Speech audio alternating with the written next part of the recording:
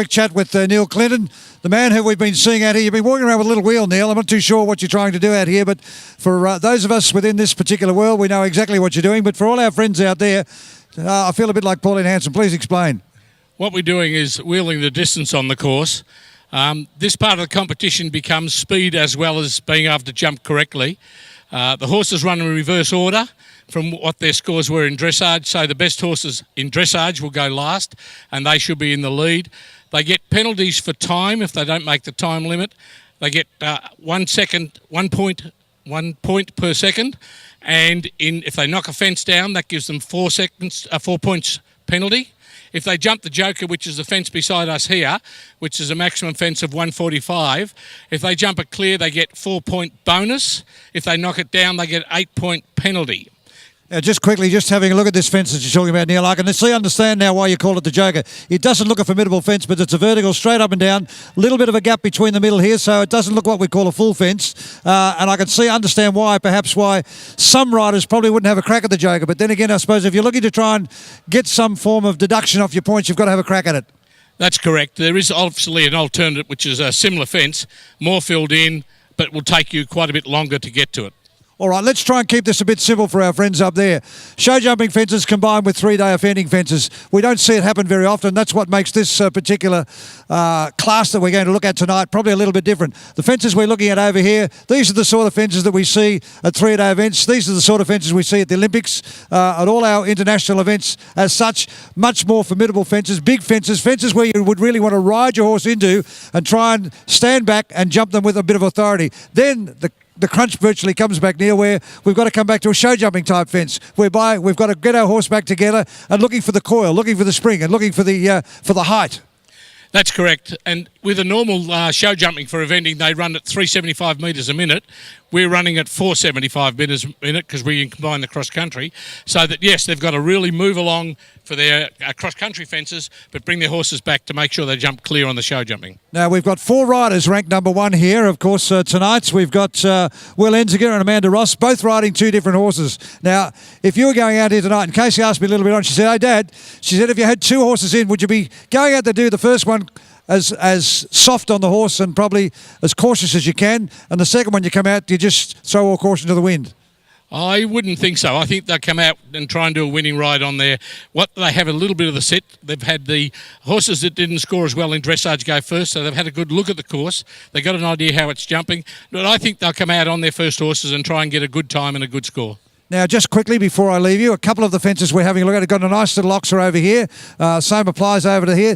The fences that we're going to be seeing jump tonight, where we've got the mix of the fences together, are we going to be seeing predominantly show jumping fences and then we move out of that into our cross-country fences, or is it a mixture of 1-for-1?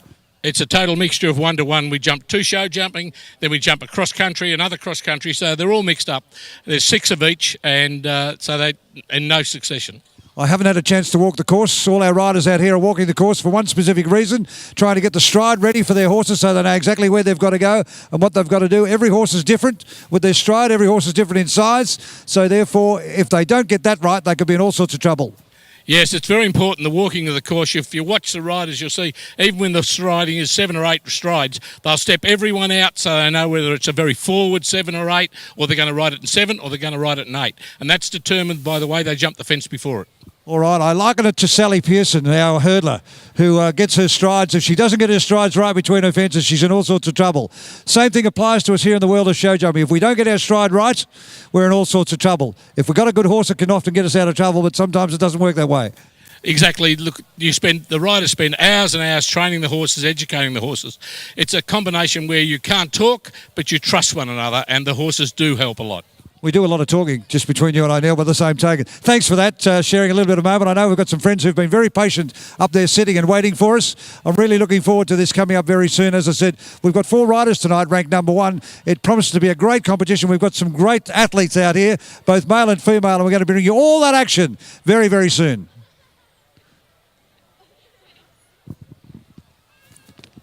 That fills the gap. Thanks, bud. Thanks, mate.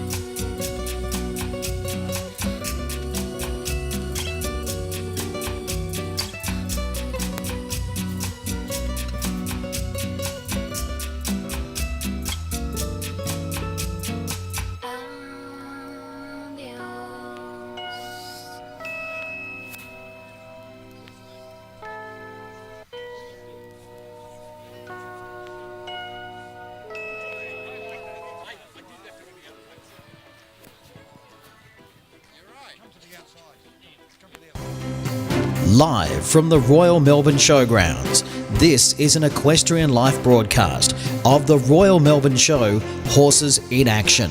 Proudly brought to you by our telecast sponsor, Bayer.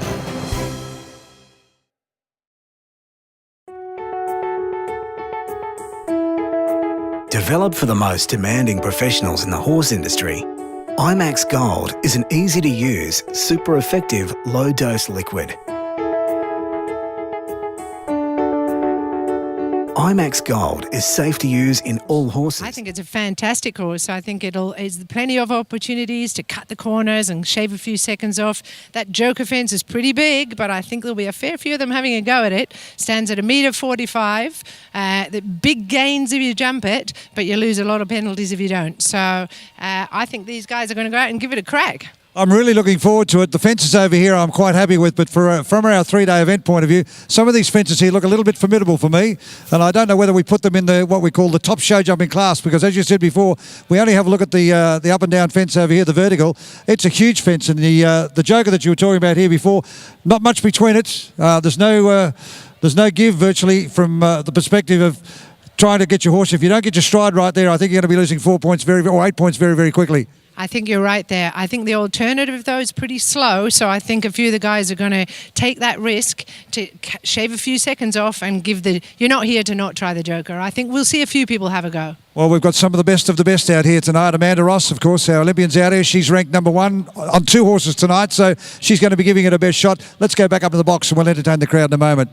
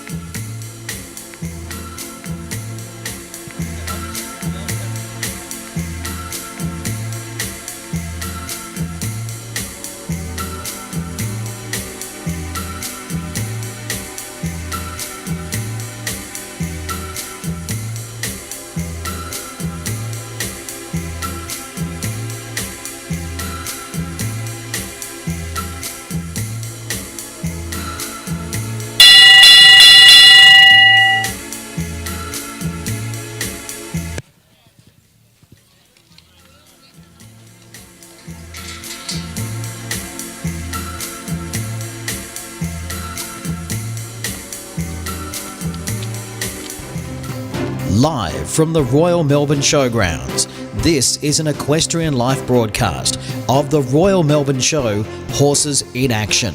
Proudly brought to you by our telecast sponsor, Bayer.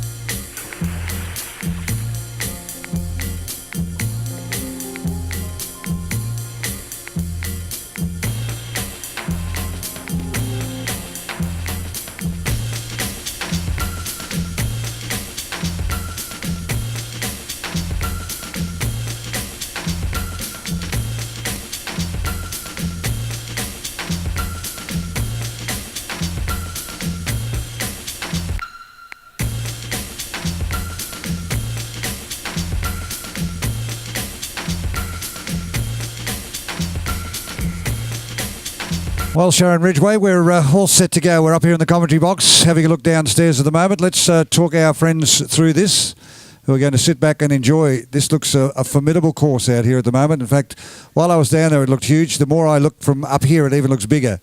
But as I said, we've got some of the best, both horse and rider combinations going to have a crack at this course tonight in our exhibition eventing. Let's talk them through it. 67 seconds is the time limit they have. And on course tonight, we're going to have a mixture, as you can see, of cross-country and show jumping. The show jumping fences are up to 3-star height, which is $1.25 high, and the cross-country fences are more like 2-star fences, so they're allowed to have $1.35 of brush, which you can see in that little narrow triple brush, but the fixed height of the fences are $1.15. The joker fence, which is the large brown one with the horse heads that you can see, that's number 11, that is $1.45, folks, and that is taller than you have to jump in the Olympic Games in the sport of eventing. So that is a big fence, but much to gain by jumping it. The time on course, as Rob mentioned, was 67 seconds, so the horses will be travelling around about 475 metres a minute.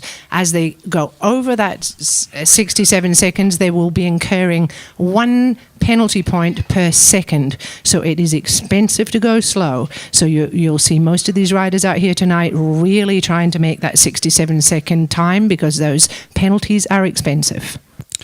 Sharon, the draw for our horses and riders as they come out, looking at their scores from dressage a little bit earlier on today. Our first rider out. Our first rider out tonight is going to be Penelope Johnston on Specky McGee.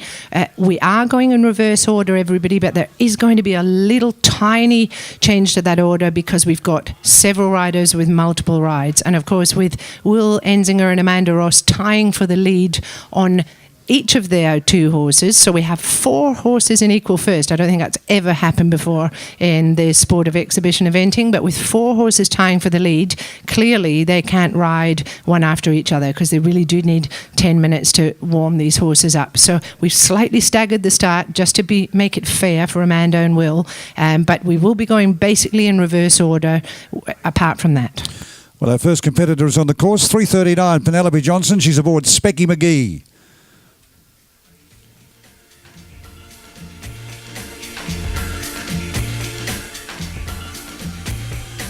Penelope is from Longwarry North in Victoria. And we'll be well and truly on our way.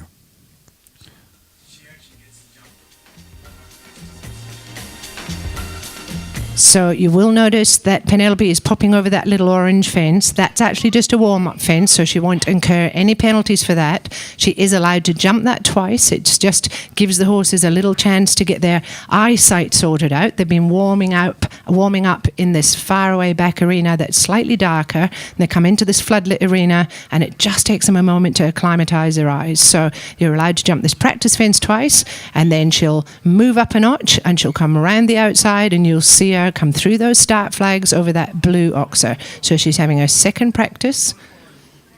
Yep, that's okay. Quite often the riders don't mind that. They like to just give them a little warm-up where they underride the fence, and then they'll set off in their competition mode.